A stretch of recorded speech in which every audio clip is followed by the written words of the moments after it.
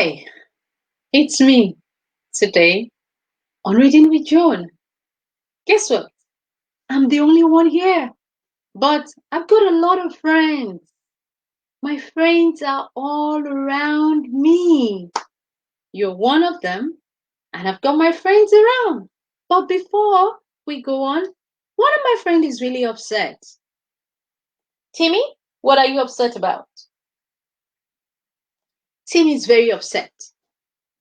He says nobody likes him. And Shade has been telling Timmy, everybody likes you.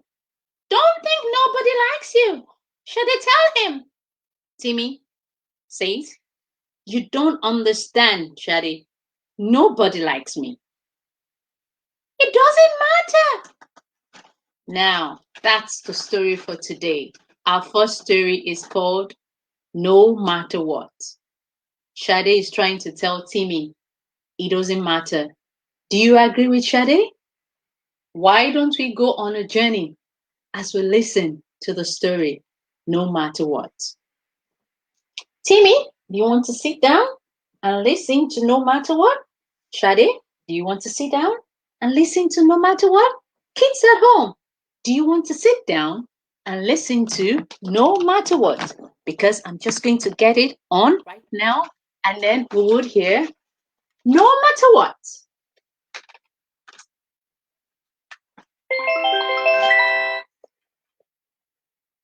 Okay, so that's us because Attach me to the back cover of a book. Oh my goodness! Close the book so I can see the front cover. Okay, so we are back. Would you like to record this book? No Matter What by Debi Gliori. What happened? No Matter What by Debi Okay, kids, Gliori. just hold on a minute. No Matter What by Debi Gliori. Oh, good. I don't know what happened. I've already recorded it before, but let's see. No Matter What by Debi Gliori. Okay, so. No Matter What by Debi Gliori. It's just getting No mixed. Matter What by Okay, Debi so Gliori. it's telling me to turn the page. We'll get there. We are still working on it. So don't worry. No matter what. Okay. Small was feeling grim and dark. Small was feeling grim. Small was feeling grim and dark. Okay. Small was feeling grim and dark. Small was feeling grim and dark. Okay. Playing toss and fling and squash, yell and scream and bang and crash, break and snap and bash and batter. Good grief, said Large. What is the matter? What is the matter with Small?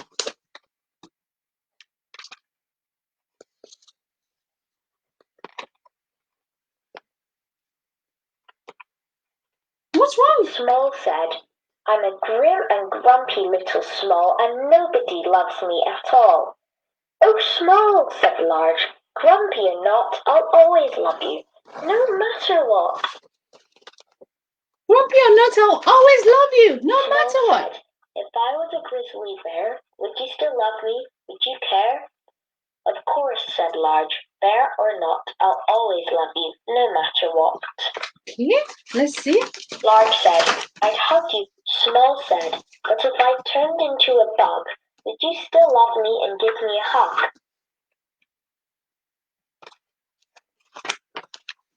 Of course, said Large, bug or not, I'll always love you, no matter what. No matter what, said Small and smiled. What if I was a crocodile? Large said, I'd hug you close and tight and tuck you up in bed each night. Does love wear out? Said Small. Does it break or bend? Can you fix it? Stick it? Does it mend? Oh, help, said Large. I'm not that clever. I just know I'll love you forever. Small said, but what about when we're dead and gone? Would you love me then? Does love go on? Does love go on when it's dead and gone? Large held, small snubbed as they looked out at the night, at the moon in the dark, and the stars shining bright. Small, look at the stars, how they shine and glow. But some of those stars died a long time ago.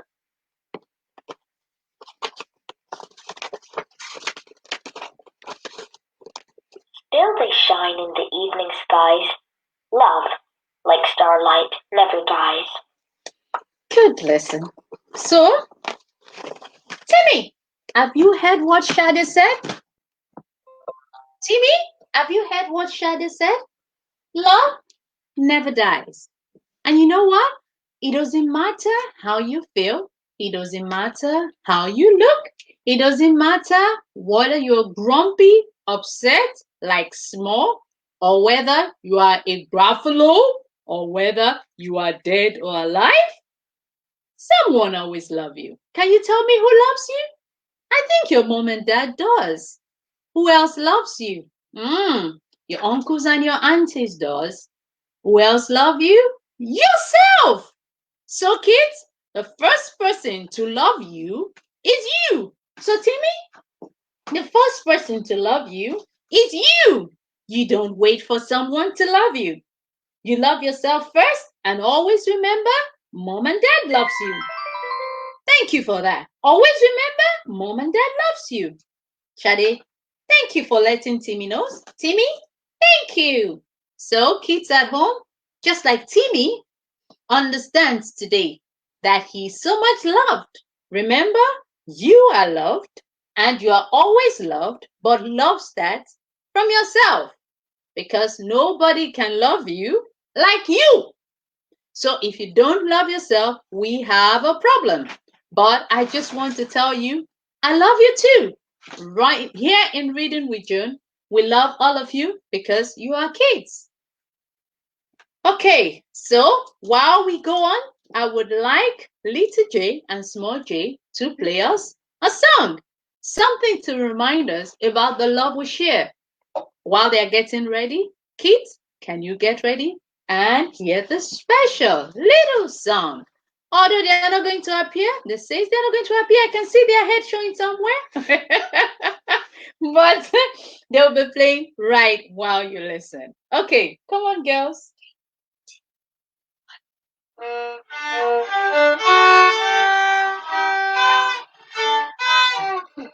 Okay, let's try again. 1, 2, 3, go.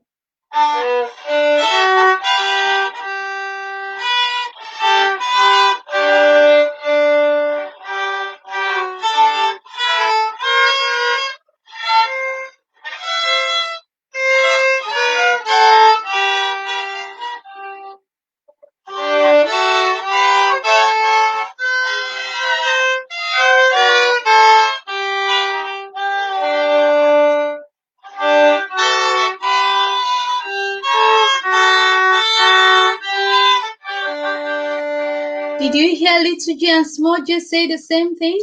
You are my small sunshine. So I would like them to play it again while we sing. So little J and small j, can you play that again while all of us sing with you because we now know what you're playing. 1, 2, go. You are my sunshine, my only sunshine. You make me happy when skies are gray. You never know it, how much I love you. Please don't take my sunshine away. Just like big and small, you are my sunshine, my only sunshine, right? Thank you, girls, for that. And after that, we can go on to read our beautiful African story. Today's story is taken from the book called The Storyteller. You seen it before? No, I don't think so. I didn't even allow the girls to read it because I want them to hear it, just like every other person. Okay, are we ready to listen? It's called The Storyteller.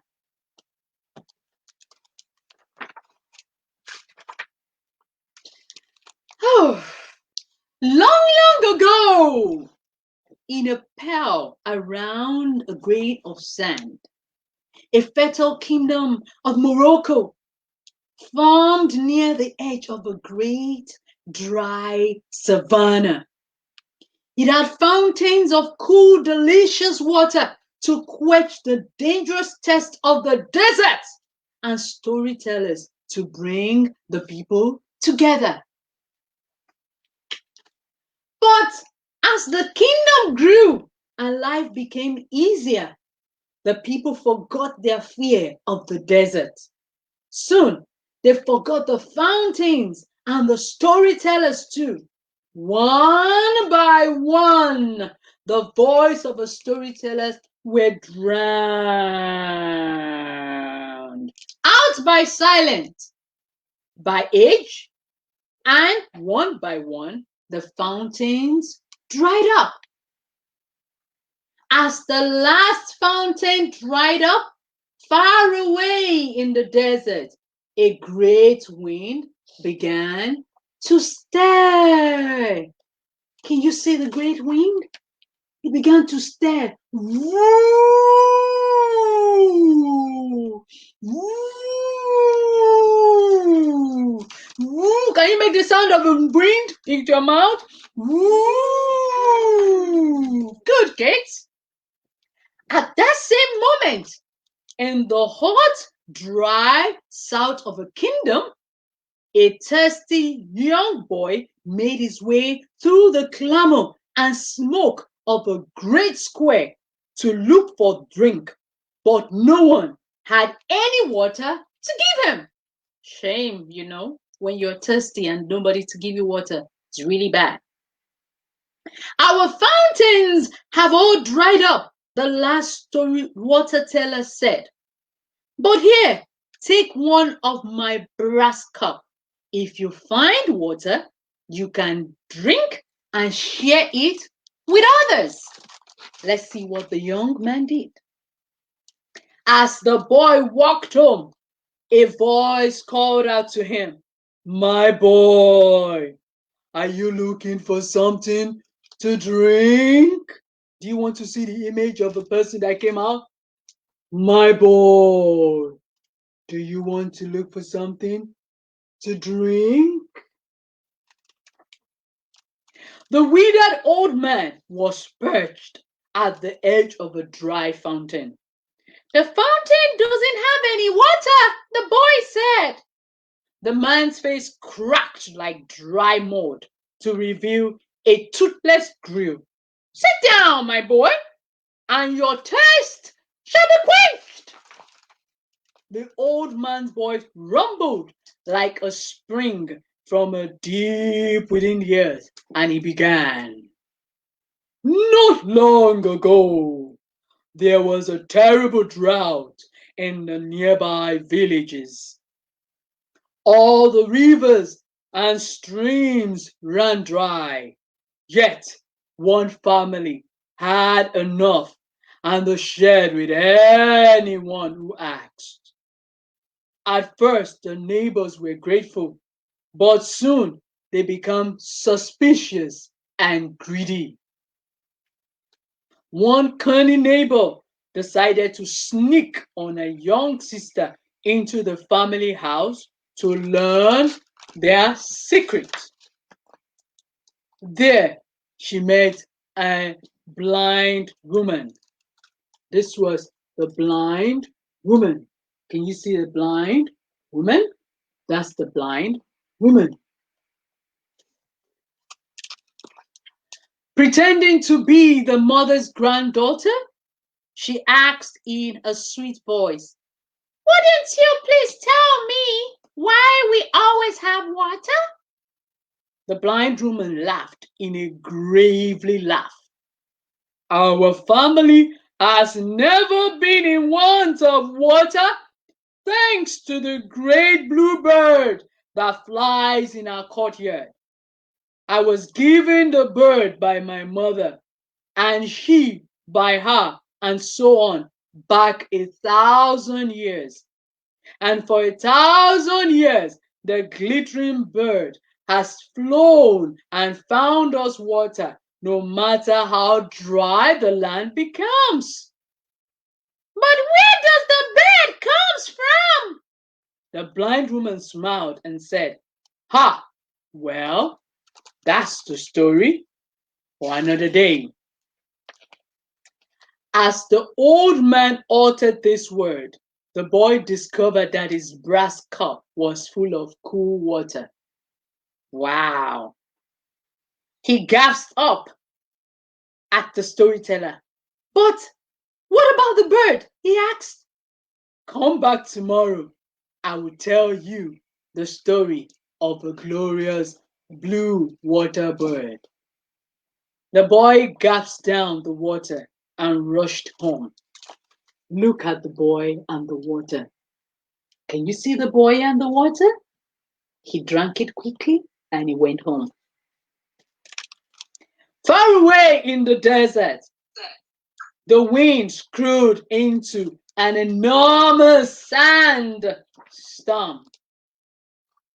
The next day, the boy woke at dawn and ran to meet the storyteller at the fountain again. Please, kids, before we go on, can you tell me one instruction the man told the boy when he gave him the cup that the boy did not do? Can anybody remember the instruction? There was an instruction the man gave the boy when he gave him the brass cup. What was it? Share it with everybody. Thank you. He said, share the water. Did the boy share the water? No. So let's see. When you hear an instruction, it's very important that you listen. Let's see whether anything happened to the boy because he didn't share the instruction. The next morning, the boy woke at dawn and ran to meet the storyteller at the fountain again. Would you like to hear the story of a glorious blue water bird? He asked. The boy nodded, and the old man began.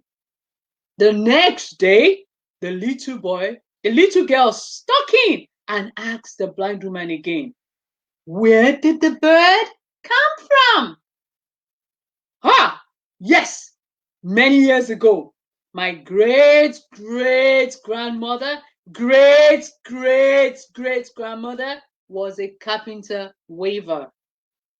Do you want to see the image of how carpets are woven in Morocco? That is the image of a carpet weaver in the picture.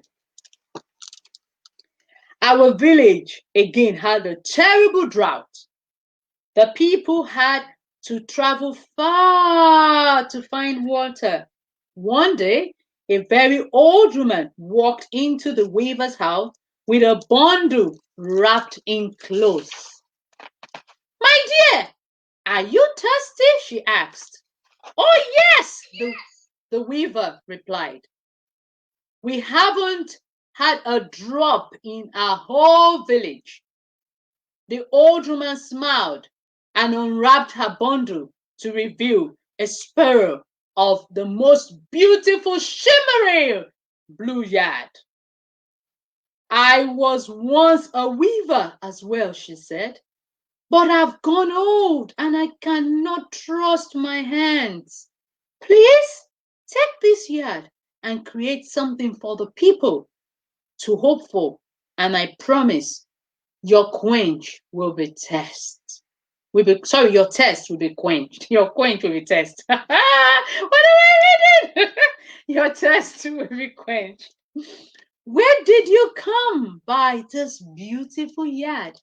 Asked the woman. The old woman chuckled and replied, oh, well, that is the story for another day. And she left. The old man smiled, and again, the boy's brass cup was full of beautiful, clear water. But what about the yard? The boy asked. Come back tomorrow, and I will tell you the story of a miraculous yard. So the boy ran, drank his water, and headed home. Not so far away in the desert, the sandstorm gathered and grew and blocked up the sun. once again. Kids, again, the boy drank all the water by himself. Do you know what happened to the miracle yard? Do you want to find out what happened to the boy? Next time on Reading with June, we would continue. But before we conclude today, can somebody tell me what you learned from the story of the storyteller? Anybody at home? Anybody can tell me one lesson you learned? Can you tell me, please? Don't be selfish. We learned about not being selfish. And one big lesson we learned is not taking people or things for granted. You know why I said it? In the beginning of a story, there was a lot of water in the land, and they had storytellers telling them stories. The more the storytellers told them stories, the more they had water. What happened? The people got used to it, and they started ignoring the storytellers. And before you knew it, the water started drying up. What is it, kids, that you're taking for granted? Is it your mother's voice, or your daddy's voice, or your brother and sister's voice, or that little voice that tells you good or bad? Don't ignore that voice, because very soon the voice will quietly drown away. That is the first lesson. Don't forget those voices that tell you good or bad, nice things, those voices that tell you, Timmy, I love you every single day. Those voices that tell you, you are my sunshine. Even when my skies are gray, I would always love you. Don't forget those voices, because if you ignore them, they would drown away and you will feel like a desert. Don't take anything for granted. Be grateful for all you have. And most importantly, for the little boy, share whatever you have. I can imagine if the little boy had taken the water to his house and shared with all his friends and shared with all his families, everybody would have had a bit of the water. But he had the water all by himself. And remember, immediately he left the old man, there was storm again. Always remember, you do life together with others. Life is not all about you. You do life together with others. Okay? Did we learn anything beautiful from the story today? Next week, on Tuesday, we will continue the storyteller. I hope you make a date with us as we read with you this summer lovely time. Have a good afternoon and enjoy the rest of your day. From me and the team, Reading with John, we say bye-bye.